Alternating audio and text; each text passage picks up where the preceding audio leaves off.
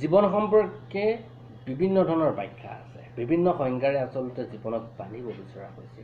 আৰু তাৰ ভিতৰত মোৰ আটাইতকৈ ভাল লগা যিটো উক্তি সেইটো হ'ল জীৱনটো অতীতো নহয়, জীৱনটো ভৱিষ্যতো নহয়, বৰ্তমানৰ এই সময়খিনিৰ জীৱন। আৰু আমি জীৱনক যদি সঠিক পথত লৈ যাবলগীয়া হয়, সঠিকভাৱে আগুৱাই লৈ যাবলগীয়া হয়, তেতিয়াহ'লে আমি বৰ্তমানটোক অত্যাধিক গুৰুত্ব দিবই লাগিব। কিন্তু আমি বৰ্তমানটোক আচলতে বহুত সময়ত অৱহেলা কৰোঁ আৰু বৰ্তমানটো বিভিন্ন সমস্যাৰ ভাৰাক্ৰান্ত হৈ থাকে। তাৰ ভিতৰত আন এটা কাৰক হৈছে যে আমি বিভিন্ন সময়ত কি কৰোঁ, আমি আনৰ লগত নিজকে ৰিজাই মনোকষ্টত ভোগোঁ যে মোৰ ইটো নাই তাৰ আছে, মোৰ সিটো নাই তাৰ আছে। আমি নিজৰ থকাখিনি আমি কেতিয়াও নেদেখোঁ আৰু আমাৰ নিজৰ থকাখিনিক লৈ আমি কেতিয়াও সুখী হ'ব নোৱাৰোঁ। এইটোৱে আমাৰ জীৱনটোক বহুত সময়ত অসুখী কৰি ৰাখে, মনোকষ্ট দিয়ে, সমস্যাত ভোগায়, হীনমন্যতাত ভোগায়।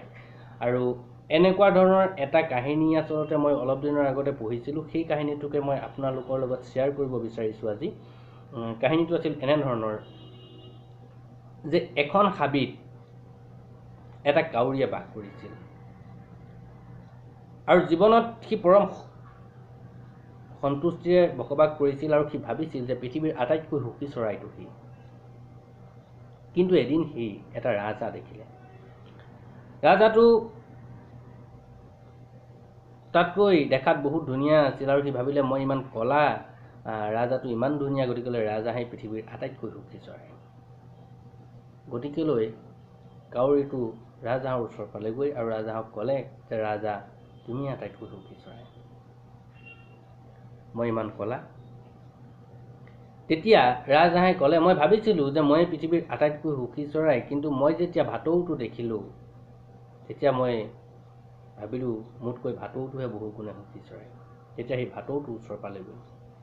কাউৰীটোৱে গৈ আকৌ ভাটৌক ক'লে যে ভাটৌ, তুমি পৃথিৱীৰ আটাইতকৈ সুখী চৰাই। তেতিয়া ভাটৌটোৱে ক'লে মই ভাবিছিলোঁ যে পৃথিৱীৰ আটাইতকৈ সুখী চৰাই ময়েই, কিন্তু যেতিয়া মই মূৰা চৰাইটো দেখিলোঁ তেতিয়া ভাবিলোঁ মূৰা চৰাইহে পৃথিৱীৰ আটাইতকৈ সুখী চৰাই, মোতকৈ বহুত ৰং আছে মূৰাৰ গাত। তেতিয়া কাউৰীটো বাজে বাজে গৈ মূৰাৰ ওচৰ পালেগৈ। চিৰিয়াখানা এখনত হাজাৰ মানুহে বেৰি মূৰা চৰাইটো চাই আছিল। কাউৰীটোৱে গৈ মূৰাক ক'লে যে হেৰা মৰা, পৃথিৱীৰ ভিতৰত আটাইতকৈ সুখী চৰাইটো তুমিয়েই, তোমাৰ ইমান ৰং আছে, আমাক মানুহে দেখিলেই খেদে। তেতিয়া মূৰাই ক'লে যে মই ভাবিছিলোঁ পৃথিৱীৰ আটাইতকৈ সুখী চৰাই ময়েই, কিন্তু চোৱাচোন মোৰ ইমান ৰং থকাৰ বাবেই মই আজি চিৰিয়াখানাত বন্দী হৈ থাকিবলগীয়া হোৱা নাইনে? মোৰ এই ৰংবিলাকৰ কাৰণেই মই এটা মুক্ত জীৱন যাপন কৰাৰ পৰা বঞ্চিত হ'বলগীয়া হোৱা নাইনে? সেয়ে কেইদিনমান আগত মই ভাবিছিলোঁ যে কাউৰীয়েই আটাইতকৈ পৃথিৱীৰ সুখী চৰাই, যিটো চৰাইক এই চিৰিয়াখানাত কোনেও অন্ততঃ বন্দী কৰি ৰখা নাই। কাহিনীটোৰ পৰা মই ভাবোঁ আপোনালোকে উপকৃত হ'ব। আমি নিজেই নিজৰ থকাখিনিক লৈ আচলতে সুখী হোৱা উচিত, আৰু যদি সুখী হ'ব নোৱাৰোঁ তেতিয়াহ'লে সদায় আমি অসুখী হৈ কটাব লাগিব। নতুনকৈ আৰম্ভ কৰা মোৰ এই ইউটিউব চেনেলটো আপোনালোকে অনুগ্ৰহ কৰি ছাবস্ক্ৰাইব কৰিব।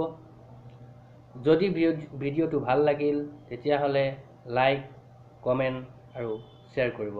ধন্যবাদ।